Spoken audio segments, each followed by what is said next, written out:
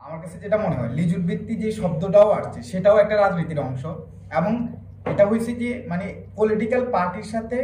ছাত্র ছাত্র উইংসের যে সম্পর্কটা সেটার যে আপনার গোপন রাখাটা, এটাই মানে লিজুর ভিত্তি ছাত্র রাজনীতি, আর কিছুই না, এরকমই মনে হয়। কারণ নাহলে দেখেন এই যে হলগুলোর সমস্যাগুলোর কথা বলা হচ্ছে না, হলে যখন ছাত্রদল কমিটি দিল বা এর আগে থেকে তো হলে ছাত্রদল কার্যক্রম পরিচালনা করছে, শিবির কার্যক্রম পরিচালনা করছে, তো দেখা যাচ্ছে যে এখানে হ্যাঁ একটা ট্রমা আছে যে বহুদিন ধরে মানে ছাত্রলীগ কিভাবে নির্যাতন করতো, নিপীড়ন করতো। কিন্তু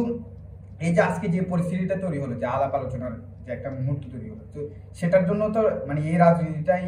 মানে সেভ করছে না, যে রাজনৈতিক আলাপ আলোচনাগুলোর ভিত্তিতেই তো এই ধরনের আলাপ আলোচনাগুলো উঠার সুযোগ হয়েছে। শিক্ষার্থীরা যে কথাগুলো বলতেছিল যে মানে এখানে তো ভয় ভীতি এই ধরনের সংস্কৃতি আছে, তাহলে এটার সমাধান হিসেবে আসলে রাজনৈতিক দলগুলোকে আমরা কিভাবে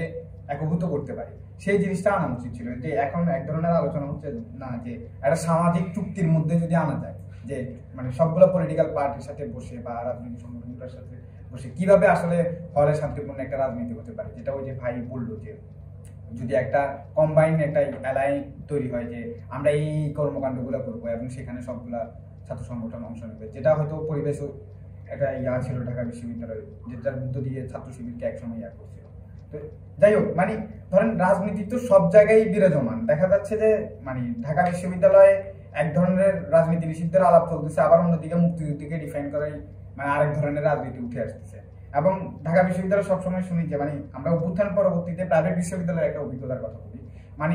শোনা যায় যে ঢাকা বিশ্ববিদ্যালয়ের রাজনীতি নিষিদ্ধ, এবং এই নিষিদ্ধ কথা শোনার সাথে সাথে প্রাইভেট বিশ্ববিদ্যালয় অটোমেটিক রাজনীতি নিষিদ্ধ হয়ে থাকে, মানে ওইখানে আজীবনের রাজনীতি নিষিদ্ধ এবং নতুন করে আওয়াজ উঠে ওইখানেই সবচেয়ে বেশি পলিসিগুলো হয়। কিন্তু দেখেন আমাদের ওই প্রাইভেট ইউনিভার্সিটিগুলোর যে পলিটিক্সটা ওইখানে হচ্ছে, ওইখানে যে কনস্টিটিউশন তৈরি হয় প্রাইভেট ইউনিভার্সিটির বা আইন তৈরি হয়, কিংবা হচ্ছে যে ওইখানে যে সেমিস্টার পদ্ধতিগুলো তৈরি হয়, গভর্নিং বোর্ডে তৈরি হয়, সবগুলো পলিটিক্যাল থাকে, কিন্তু শিক্ষার্থীরা রাজনীতি করতে পারবে না। এবং সেখানে দেখা যায় যে শিক্ষার্থীরা যখন এরকম বিষয় তৈরি হয়, জাতীয় পরিস্থিতি তৈরি হয়, নিরাপদ সড়ক আন্দোলন বা যে কোনো একটা আন্দোলন পরিস্থিতি তৈরি হলে তারা যখন একটা একভূত হওয়ার চেষ্টা করে, তখন তাদেরকে বাধাগ্রস্ত করে যে যারা ছাত্র রাজনীতি নাই। আসলে এটা বাদ দিয়ে যারা তাদের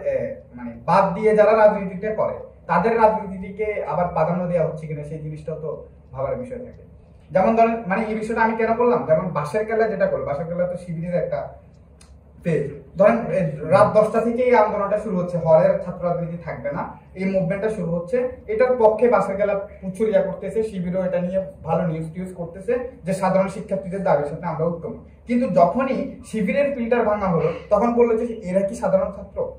এবং ওই যে কলম্বিয়ার কথা বলা হচ্ছে, কলম্বিয়া বিশ্ববিদ্যালয় বা হচ্ছে যে হার্ভার্ডের কথা বলা হচ্ছে, সেখানে যে ধরেন এখনো ইউরোপের বিভিন্ন কলেজ মানে ইউনিভার্সিটিতে যে ধরনের ফিলিস্তিন বিরোধী, ফিলিস্তিনের পক্ষ নিয়ে তারা যে ধরনের মুভমেন্টগুলো দাঁড়ান করানোর চেষ্টা করছে, ওখানে দেখা যাচ্ছে অসংখ্য শিক্ষার্থীকে গ্রেপ্তার করছে, অসংখ্য শিক্ষার্থীকে কথা বলতে দেওয়া হচ্ছে না, এবং ইউনিভার্সিটিগুলোর ভিতরে ভিতরে ঢুকে ঢুকে শিক্ষার্থীদেরকে গ্রেপ্তারেরও বিভিন্ন নিউজ আসতেছে। তো সেই জায়গা থেকে তো রাজনীতিটা এখন সব জায়গায় সচল। এখন রাজনীতিটা আসলে আমরা কিভাবে মানে ছাত্রদের উন্নয়নে বা এটাকে আসলে জাতীয় রাজনীতিতে আমরা আসলে কিভাবে অবদান রাখবো সেই পার্সপেক্টিভে যদি ভাবি, তাহলে আমার মনে হয় যে বিষয়গুলো আর একটু ভালো হয়।